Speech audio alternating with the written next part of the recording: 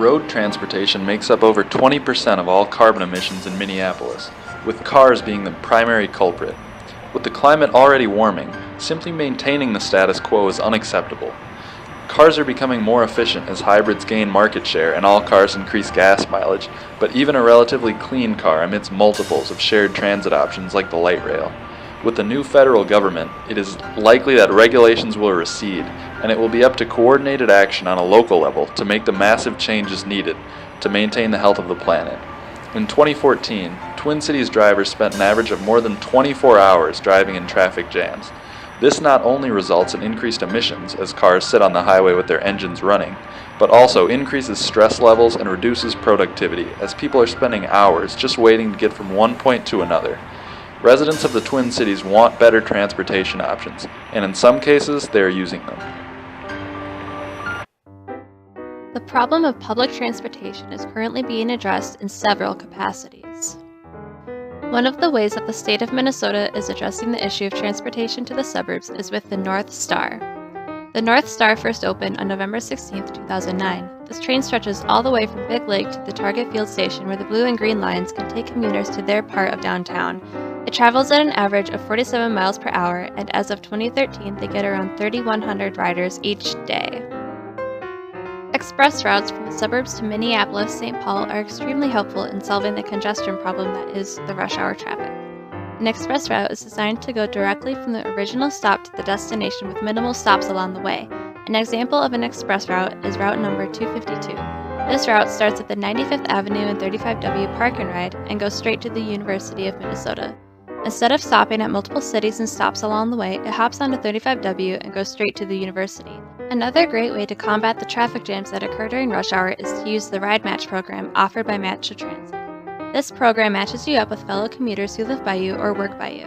By doing this, commuters can easily find a ride to work, which saves them money as well as time. There are commuter lanes on many of the major highways that people can use if they have 2 or more people in their car. These lanes make it easier for cars with more people in them to bypass the traffic jam and get to work faster, making this an appealing choice for commuters. These systems work together to create a convenient way to get to work that's not only cheaper but saves them time. According to the American Public Transportation Association, individuals can save up to $9,242 a year using public transportation.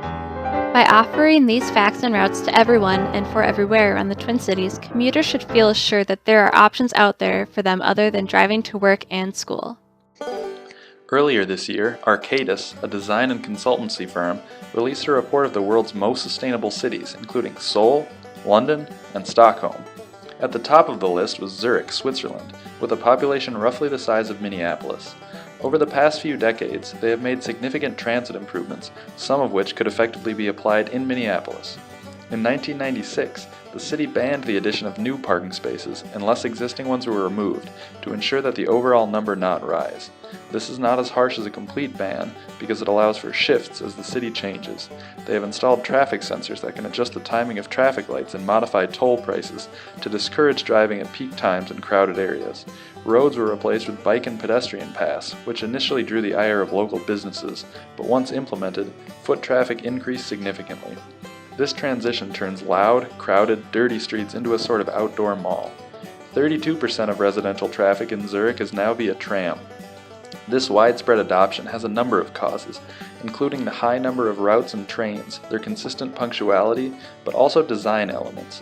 The trains are designed with extensive window space, including on the back of the train, allowing riders to have a full view of the city no matter where they are on the train. This has made riding far more enjoyable, especially for children. This is extremely important. Research has shown that commute times are one of the only things we do not get used to, so it is critical that public transit be as welcoming as possible. Children who grow up riding the train and looking out the back window for fun are more likely to feel favorably about public transit and advocate for it going forward. How can Minneapolis apply these lessons? First, the light rail should be expanded. The Southwest Light Rail Transit program looks to finally be on its way to completion.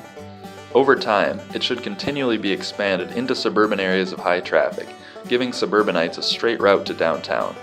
Lessons about train design from Zurich and elsewhere should be applied in terms of the external and internal appearance of the trains, plus attention to natural lighting. The Southwest LRT project is projected to cost roughly $2 billion, so an expansion like this would not come cheap, but there are sensible ways to fund it. First, a toll can be introduced during rush hour on major highways. The toll would be paid whenever the existing traffic lights for highway entry are active. Cars are already at a standstill at this point, so it would not meaningfully worsen traffic for those who continued to drive, but it would provide a disincentive.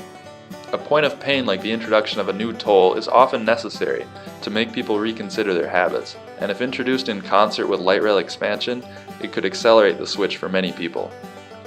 These changes would not be immediate, so in the meantime, it makes sense to leverage the city's existing bus infrastructure. Create a separate highway entry lane to the highway for buses, where there is not already one, allowing riders to avoid the toll and save time. One further area Minneapolis could borrow from Zurich is having traffic lights in certain areas respond to the presence of public vehicles. Light rail trains should be given priority over car traffic, changing the light to green when a train approaches, to make ridership more convenient. Downtown would be an obvious area to start this, but it could be expanded as the light rail expands over the coming years. Minneapolis has been named one of the most bike-friendly cities in America, and it makes sense to continue to encourage this by expanding bike lanes and ensuring that riders feel safe from vehicular traffic while in them. In Zurich, 42% of transportation is through walking and biking, at least during the warmer months. Minneapolis should look to approach these numbers. To summarize, Minnesota is taking some steps to improve public transportation, but given the scale of the problem, massive progress is needed. Minneapolis should learn from places like Zurich and implement best practices, but citizens need to be informed and choose to make better transportation decisions as well. There is much work to be done, but transportation improvements are a major opportunity to reduce our environmental footprint.